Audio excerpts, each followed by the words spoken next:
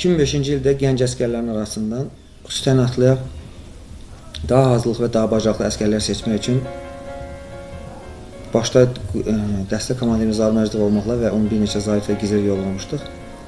Həmin əsgərlərin içində Mübariz İbrahimov da var idi.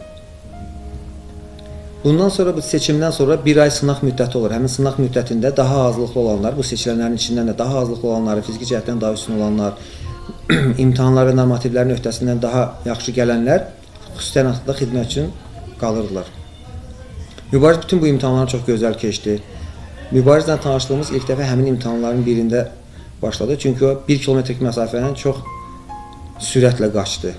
Deməli, normalda 3-20 dəqiqə, 3 dəqiqə 20 saniyə müddəti arasında qaçırsa, o 2 dəqiqə 50 saniyə müddətində qaçdı və birdən-birə hamının diqqətini özünə cəlb elədi.